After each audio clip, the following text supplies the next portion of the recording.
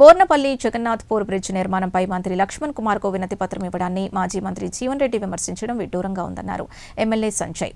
Bridge నిర్మాణాన్ని వేగవంతం చేయాలనే ఉద్దేశంతోనే మంత్రి కేంద్ర ప్రభుత్వ దృష్టికి అంశాన్ని తీసుకెళ్లాడని చెప్పారు. గతంలో బ్రిడ్జ్లో అభివృద్ధి పనులు పూర్తి చేయని వారు ఇప్పుడు విమర్శలు చేయడం సరికాదని హితవు పలికారు. ప్రజల ప్రయోజనాల కోసం ప్రభుత్వం కట్టుబడి ఉందని చెప్పారు ఎమ్మెల్యే సంజయ్. మండలంలోని బోర్నపల్లి జగన్నాథ్పూర్ బ్రిడ్జ్ విషయంలో గౌరవ మంత్రివర్యులు ఎస్సీ ఎస్టీ డిసేబుల్డ్ వివిధ శాఖల సంక్షేమ శాఖ మంత్రివర్యులైన అడ్లూరు లక్ష్మణ్ కుమార్ గారిని నేను కలిసి వారికి చాలా పని ఒత్తిడిలో ఉంటారు కాబట్టి రాతపూర్వకంగా బోర్నపల్లి జగన్నాథ్పూర్ బ్రిడ్జ్కు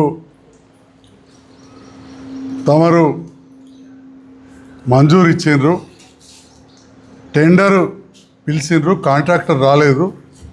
కొంచెం chief engineer tribal welfare Nayak గారితో మాట్లాడానని చెప్పడంతో వారు వెనువెంటనే స్పందించి సిఈ గారితో మాట్లాడి ఎమ్మెల్యే గారు వచ్చిండ్రు, మనం ఇది మంజూరు ఇచ్చినాం, మరి కాంట్రాక్టర్ రాలేదంటే ఎవరైనా మంచి కాంట్రాక్టర్ని చూసి మాట్లాడమని చెప్పడం జరిగింది. అదే విషయాన్ని గౌరవ మంత్రి గారి దృష్టికి తీసుకొచ్చిన విషయాన్ని దాంతో పాటుగా అంతకుముందు కూడా కేంద్ర గిరిజన శాఖ మంత్రి జువెల్ ఓరం గారు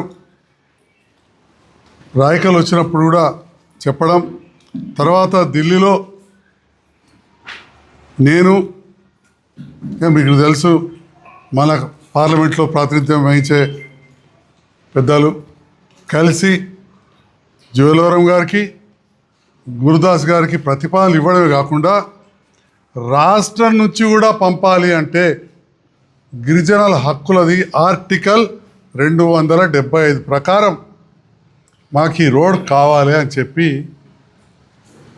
ఏదైతే శరత్ గారు అంతా తయారు చేసిన ఫైల్ అన్నారో అదే శరత్ గారు అడ్లూరు లక్ష్మణ్ కుమార్ గారు మంత్రి కాకముందు ఇదే ఎస్టీ వెల్ఫేర్ గౌరవ ముఖ్యమంత్రి గారి దగ్గర ఉన్నప్పుడు ముఖ్యమంత్రి గారి సలహాదారు గారి సూచన నా అభ్యర్థన మేరకు రిప్రజెంటేషన్ చేసి కేంద్రానికి పంపడం జరిగింది. కానీ మంజూరు రాలేదు. రాష్ట్రాల నుంచి పంపినాం, అక్కడ వెళ్ళి మన పార్లమెంటు సభ్యులు గారు నేను వెళ్ళి కూడా గిరిజన శాఖ మంత్రిని సహాయ మంత్రిని కలిసి నిన్న పెద్దలు సీనియర్ నాయకులు మాజీ మంత్రివర్యులు జీవన్ రెడ్డి గారు రాయకల్లో ప్రెస్ మీట్ పెట్టి ఎమ్మెల్యే గారు మళ్ళీ ఈ ప్రతిపాదన ఇవ్వడం అనేది నాకు ఆశ్చర్యం కలిగించింది అంటున్నాను. నేను ఇవ్వడం ఆశ్చర్యం సంగతి ఏందో తెలియదు, కానీ ఒక్కటి మాత్రం ఆశ్చర్యపడే విషయాన్ని నేను మా పాత్రికేయ మిత్రులకు చెప్తాను. అది కూడా ఏదో చాటుముచ్చిన కాదు. 2014 కంటే ముందు సర్పంచ్గా బోర్నపల్లి ఉన్న మా శ్రీనివాస్ గారు సీనియర్ నాయకులు వైస్ ఎంపీపీగా ఉండ్రి, సోదరుడు రాజు గారు అక్కడ ఎంపీటీసీగా ఉండ్రి. అప్పుడు జీవన్ రెడ్డి గారు రోడ్ల మంత్రిగా పనిచేసి ఎన్నో వేల కోట్ల రోడ్లు బ్రిడ్జులు మంజూరు చేసిన వారు ఇదే బోర్నపల్లి జగన్నాథ్పూర్ బ్రిడ్జ్కు ఐఏపీ ఫండ్స్ అంటారు. అప్పుడు నక్సలైట్లో వాటి విషయంలో మనం చేస్తున్న మారుమూల గ్రామం కాబట్టి 1 కోటి రూపాయల కాగితం తీసుకొని పెద్ద పెద్ద ఇంజనీర్లు తీసుకొని జీపులు వచ్చిందండి. అనుకోకుండా నేను మీ అందరూ తెలుసు హెల్త్ క్యాంపులు చాలా ఎక్కువ చేస్తుంటాను. అప్పుడు యశోద హాస్పిటల్ తీసుకుని నేను అదే హెల్త్ క్యాంప్ పెట్టా బోర్నపల్లిలో ఉన్న. బోర్నపల్లి గ్రామంలో నాకు దగ్గర బంధువులు కూడా ఉన్నారు. అదే ఇంటికి సార్ కూడా వచ్చారు, కలిసే ఛాయ్ తాగినాం. నేను నా పనికి నేను పోయినా. రాజేమో వేరే పార్టీ కాబట్టి నా ఇంటున్నాడు, తమ్ముడు శ్రీనివాస్ అప్పుడు కాంగ్రెస్ పార్టీ కాబట్టి జీవన్ రెడ్డి గారు. అందరు పోయి కాగితాలన్నీ చూసి బోర్నపల్లి జగన్నాథ్పూర్ బ్రిడ్జు 1 కోటి రూపాయలు ఇక మంజూరు అయినట్టే అని ఇవన్నీ మాట్లాడితే దాని పర్యవసానం ఏంటంటే 14లో నేను ఓడిపోయినప్పుడు నేను ఓడిపోయింది 7,000. ఆ 7,000 మైనస్ రాయకల్లోనే అందులో 500 ఓట్లు ఆ బొర్రపల్లి. అంటే ప్రజలను ఎట్లా నమ్మించిన జీవన్ రెడ్డి గారు అనేది ఆశ్చర్యపడాల్సిన విషయం అది.